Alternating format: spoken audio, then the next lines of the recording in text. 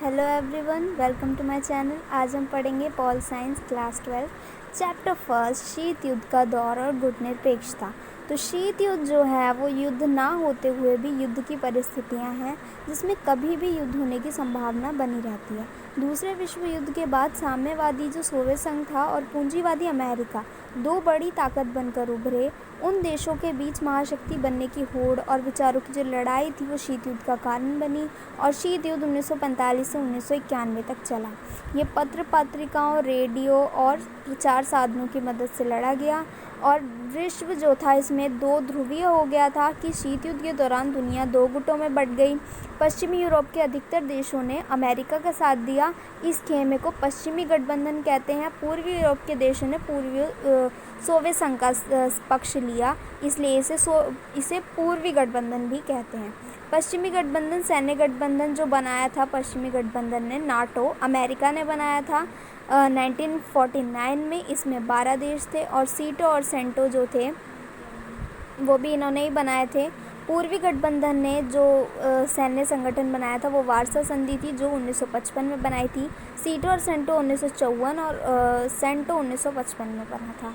तो साम्यवादी और पूंजीवादी विचारधारा में अंतर क्या है कि साम्यवाद जो है वो सार्वजनिक स्वामित्व दिखाता है कि हाँ, सिर्फ हमारा सब लोगों का उस पर स्वामित्व है और राज्य नियंत्रित अर्थव्यवस्था होती है पूरी राज्य के नियंत्रण में और पूंजी का समान वितरण होता है सब में और समतावादी समाज होता है। पर पूंजीवाद में निजी स्वामित्व होता है हमारा और बाजार आधारित अर्थव्यवस्था होती है, लाभ का उद्देश्य होता है और मुक्त समाज होता है, समतावादी समाज नहीं होता।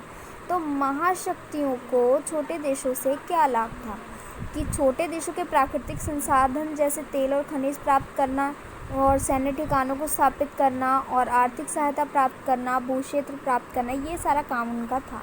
क्यूबा मिसाइल संकट 1962। क्यूबा अमेरिका के तट से लगा हुआ एक छोटा सा द्वीपीय देश है और क्यूबा की दोस्ती सोवियत संघ से थी। सोवियत संघ के नेता जो निकिता खुश्रेव थे क्यूबा में अपना सैनिक अड्डा बनाना चाहते थे। तो 1962 में खुश्रेव ने क्यूबा में परमाणु मिसाइलें तैनात कर दी ताकि वो अमेरिका पर हमला बोल सकें। अब अमेरिकी राष्ट्रपति को 3 हफ्ते बाद इसकी भनक लगी तो उन्होंने आदेश दिया कि मिसाइलें नहीं हटाई गई तो परिणाम भुगतना पड़ेगा सबको। तो ऐसी स्थिति में तो लगा था कि युद्ध होकर ही रहेगा और इस बात से पूरी दुनिया परेशान हो गई। पर दोनों पक्षों ने युद्ध टालने का फैसला लिया और दुनिया ने चैन की सांस ली।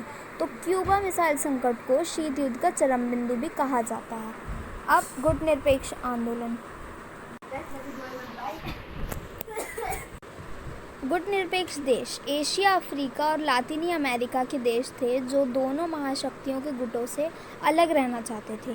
पहला गुटनिरपेक्ष सम्मेलन 1961 में बेलग्रेड में हुआ था और पहले गुटनिरपेक्ष सम्मेलन में 25 देश थे और अब 120 देश हैं।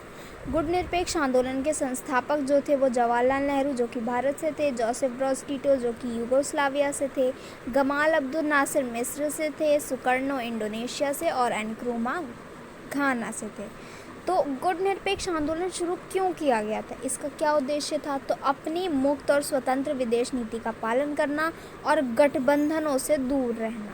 जो पूर्वी गठबंधन और पश्चिमी गठबंधन जो बने थे उनसे दूर रहना ही इसका उद्देश्य था। गुटनिरपेक्ष आंदोलन की प्रासंगिकता की अब सवाल ये उठता है कि उस वक्त तो गुटनिरपेक्ष आंदोलन का महत्व था, पर अब गुटनिरपेक्ष आंदोलन प्रासंगिक है कि नहीं है?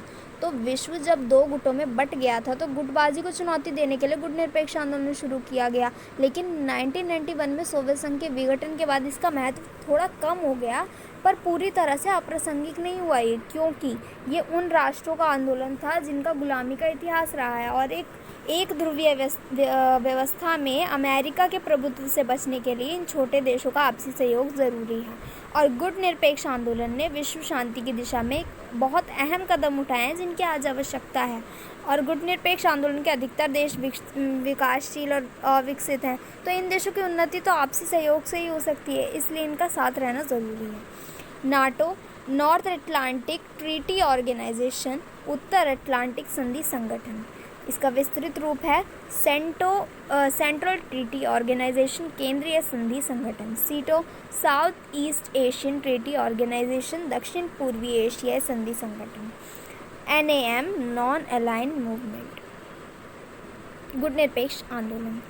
सो MCQ क्वेश्चंस हैं कि शीत युद्ध किन दो देशों के बीच हुआ था। हम जानते हैं कि अमेरिका और सोवियत संघ के बीच हुआ था। अमेरिका और